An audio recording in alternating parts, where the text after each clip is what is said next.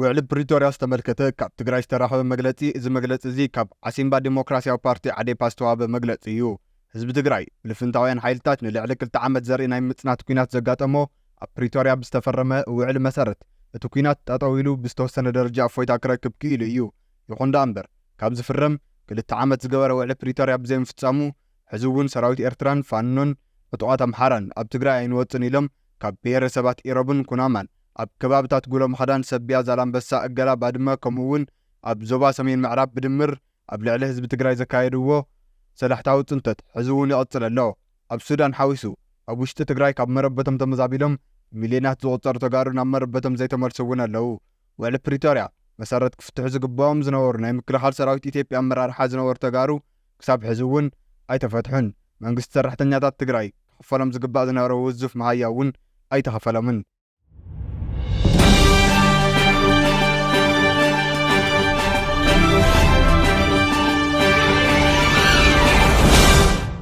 ኣብ ልዕሊ ህዝቢ ትግራይ ዝተፈጸመ ጥንተት ናብ ተሓታትነት ክሰጋገር እናተገበኦ ተዳፊኑ ተሪፉ ኣሎ።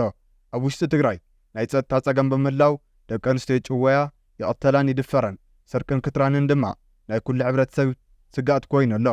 ናብ ከባቢ ጸለምትን ኣላማጣን ዝተመልሱ ተመዛበልቲ እውን ናይ ጸጥታ ማሕበራዊ መነባብሮን ጸገማት ስለ ዘለዎም ኣብ ስጋኣት ኣትዮም ኣለዉ። ኣብ ዳግመ ህንጸት ትግራይ ትኹረት ብምግባር ብኹናት ዝዓነወ ዝተረፈ ናይ ውልቀ ትካላት ካሕሳ ንኽረኽቡን ናይ ትግራይ ኢኮኖሚ ንኽዓቢ ዝተሰርሐ ስራሕ እውን የለን። ካብዚ ንላዕሊ ዝተገልጹ ዓበይቲ ናይ ህዝቢ ማሕነቆታት ክፍትሑ ብህዝቢ ትግራይ ዝተዋሃቦም ሓላፍነት ንጎኒ ብምግዳፍ ናይ ህዝቢ ረሲዖም ንስልጣን ክብሉ መራሕቲ ሕወሓት ኣብ 2 ጉጅለ ተኸፊሎም ዘካይድዎ ዘለዉ ናይ ስልጣን ውጥጥ ዓሲምባ ዲሞክራሲያዊ ፓርቲ ዓዴፓ ብጽኑዕ ይኹንኖ። ካብዚ ንላዕሊ ዝተገልጹ ማሕነቆታት ንክፍትሑ ዓዴፓ ስዒቡ ናይ ኣቋም መግለጺ እውን ሂቡ ኣሎ። ቀዳማይ ሰራዊት ኤርትራን ዕጡቓት ኣምሓራን ካብ ግዛኣታት ትግራይ ብህፁፅ ንክወፁ ፌደራል መንግስትን ካልኦት ዝምልከቶም ናይ ውሽጢ ዓድን ወፃእን ዓድን ኣካላት ብዕቱብ ንክሰርሑ።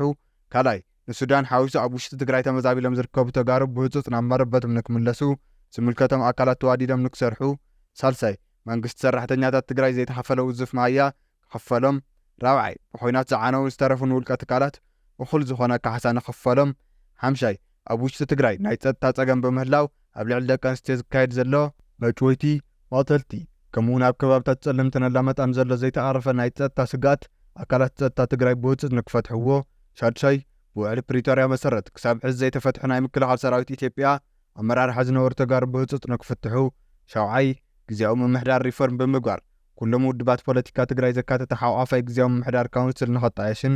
ሻምናይ ኩልና ተጋሩ ህዝቢ ትግራይ ካብ ሰላሕታዊ ጽንተት ንምድሓን ተሓታትነት ንምርግጋጽ ሓድነት እናጠናኺርና ንኽንቃለስ ጣውዒትና ንቐርብ ይብል ጽንተት ህዝቢ ትግራይ ከይርሳዕ ከይድገም ይብል ዓዴፓ ዓሲምባ ዲሞክራሲያዊ ፓርቲ ሕዳር 4 2017 ዓ.ም መቐለ።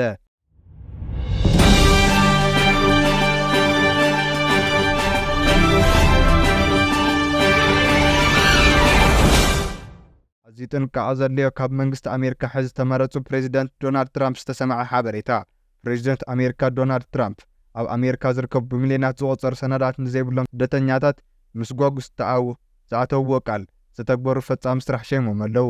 ዶናልድ ትራምፕ ኣብቲ ሃገር ንዝርከቡ ብሚልዮናት ዝቑጸሩ ሰነዳት ንዘይብሎም ስደተኛታት ምስ ጓጉ ዝሕግዝ ብተኣማንነት ክፍጽሙ ይኽእሉ እዮም ዝበሎም ሓሬም ብምሻም ዕላዊ ገይሮም ዘለዉ ቶም ሃማን ዝተባሃሉ ግዜያዊ ዳይሬክተር ዋና ቤት ጽሕፈት ኢሚግሬሽን ኣኽበርቲ ጉምሩክን እቲ ሃገር ኮይኖም ዘገልግሉ ከም ዝኾኑ ማዕኸናት ዜና ሲኤንኤን ብምጽብጻቡ እዩ።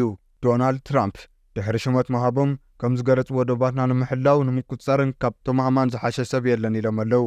እዚ ከምዚ ኢሉ እንከሎ ጉዳይ ኢሚግሬሽን ሱር ነቀል ክተኣታቶ ኣለዎ ንዝብል ተሪር መርገፂ ዘለዎም ሲቪል ሚለር ዝተባሃሉ ድማ ኣብ ቤት ጽሕፈት ፕሬዚደንት ምክትል ሓላፊ ጉዳያት ፖሊሲ ገይሮም ንምሻም ይዳለዉ ከም ዘለዉ ማዕኸን ዜና ቪኦኤ ብምጥቃስ ሲኤንኤን እውን ወሲኹ ጸብጺቡ ኣሎ። ብኻሊእ ሓበሬታ ብሕዳር 3 2013 ዓ.ም ዝተፈጸመ ጨፍጫፍ ዓዲ ሃገራይ ይዝከር ኣሎ። ልክዕ ከም ትማሊ ዕለት ካብ 100 ክሳብ 600 ሰላማውያን ሰባት ብወታደራት ኢትዮጵያን ኤርትራን ከም ሰራዊት ነታ ከተማ እንትቆጻጸሩ ብግፍዒ ቀቲሎም እዮም። ሰራዊት ኢትዮጵያ ናብታ ከተማ ኣትዮም ኣብ መንገዶም ዝረኸብዎ ሰብ ኩሉ ይቐትልዎ ነይሮም። ብድሕሪ እዚ ሰራዊት ኢትዮጵያ ካብታ ከተማን ሰራዊት ኤርትራ ገዲፎምሎም ምስ ወፁ ሰራዊት ኤርትራ ንሓደ ሰሙን ንጹሃን ሰላማውያን ሰባት ኣብ ምጭፍጫፍ ተዋፊሮም ኣብ ጎደናታት ንዝረኸብዎ ዝኾነ ሰብ ጭካንም ዘስካሕክሕ ቅትለት ፈጺሞም እዮም። ትማል ሕዳር 4 እታ ከተማ ብሓዘን ተዋሒጣ ነይራ። በዚ ድማ ዘስካሕክሕ ጨፍጫፍ እናተዘከረ እዩ። ተዛማዲ ዝኽሪ ቅድሚ 4 ዓመት ልክዕ ከምዛት ማል 4 ሕዳር 2013 ዓ.ም ጨፍጫፍ ከተማ ዛላንበሳ ብሰራዊት ኤርትራ ዝተፈጸመሉ እዩ። ብዙሓት ተጨፍጭፎም ብዙሓት ተደፊረን እየን። በዚ ዕለት በዚ ድማ ትማሊ ዝኽሮም ኣብ ከተማ ዓዲግራት ተሳሊጡ ኣሎ። ጎና ጎኒ ዝኽሪ ጸጋን ጸገምን ሕብረተሰብ ዘድምጽ ፍታሕ ዘናዲ መሪሕነት ክትከል ናብ መረበቶም ክምለሱን ፍትሓውነት ዝጎደለ ጽንዓትን ክፍፍልን ሰብኣዊ ሓገዝ ክመዓራረየሎም ተመዛበልቲ ከተማ ዛላንበሳ ከም ዝጸውዑ ተሓቢሩ ኣሎ። እዚ ዝተገለጸ ተመዛበልቲ ከተማ ዛላንበሳ ኣብ ዝጸውዕዎ ኣኼባ ዋና ኣመሓዳሪ ዞባ ምብራቕ ትግራይ ኣይተ ሰለሞን ትኩእ ተረኺቡ ኣብ ከተማ ዓዲግራት ኣብ ዝተሳለጠ መድረኽ ዘተ እዩ። ተመዛበልቲ ከተማ ዛላንበሳ ኣብ ዘቕረብዎም ሕቶታት ከም ዘመላኽትዎም መንግስቲ ናብ መረበትና ይመልሰና፣ ብዝመረጽናዮ መሪሕነት ክንምራሕ ንጠልብ፣ ዕድል ስራሕ ንመናእሰይ ይፈጠረልና፣ ምልስ ሰራዊት ይጠናኸረልና ክብሉ ኣገንዚቦም ብተወሳኺ ኣብ ካልኦት ከባቢታት ፆታዊ ዓመፅ ዝበፅሕን ደቂ ኣንስትዮ ደገፍ እናተገበረለን ኣብ ዛላንበሳ ግን ኣይተሓገዛን። ከም ካልኦት ከባቢታት ምምዝባልና ዝገልጽ እኹል ሽፋን ሚድያ ኣይረኸብናን። ኣብ ከተማ ፋፂ ዘሎ ኬላ ግምሩኽ ይለዓለልና፣ ሰብኣዊ ሓገዝ ብኣግባቡ ናብ ሕብረተሰብ ኣይበፅሐን። ኣብ ክራይ ኮይኑ ዝሰርሕ ዘሎ ምምሕዳር ከተማ ዛላንበሳ ግቡእ መንግስታዊ ግልጋሎት እናሃበና ስለ ዘይኮነ ዝምልከቱ ኣካል ፍታሕ ከናድየሎም ፀዊዖም ኣለዉ።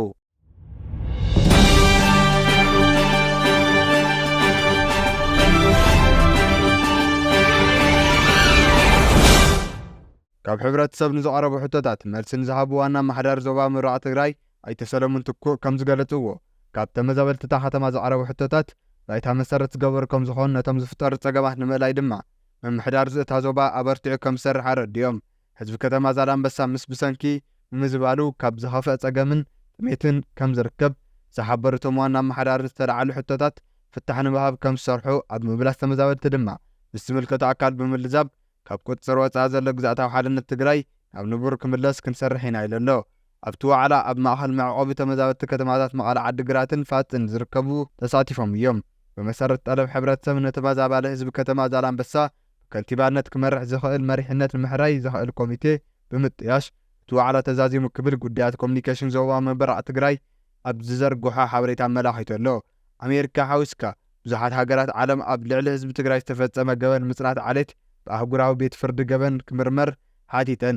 ብልጽግና ዘዳለዎ መሰጋገሪ ፖሊስ ፍትሒ ዕደም እንተዘይኮኑ ግቡእ ፍትሒ ክረጋገጽ ከም ዘይኽእል እውን ተገሊጾም።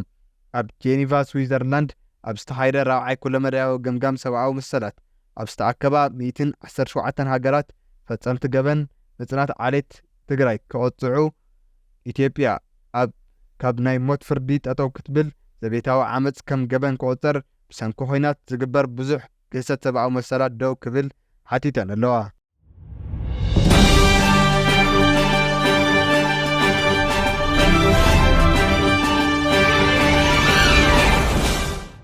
ማዕረኡ ድማ ንወታደራዊ ኪናት ህፃናት ምምልማል ኣብ ልዕሊ ጋዜጠኛታት ተጣበቕቲ ሰብኣዊ መሰላት ሲቪላዊ ማሕበራትን ተቃወምቲ ፖለቲካዊ ሓይልታትን ዝፍጸም መጥቃዕትን ዘይሕጋዊ ማእሰርትን ደው ክብል ጠሊበን ኣለዋ።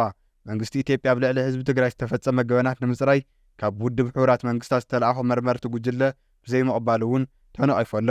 3 ሕዳር 2017 ዓ.ም ኣብ ልዕሊ 3 ሰዓታት ዝወሰደ ገምጋም ምሕደራ ሰብኣዊ መሰላት ኢትዮጵያ ብዙሓት ሃገራት ለበዋታት ኣቕሪበን እየን።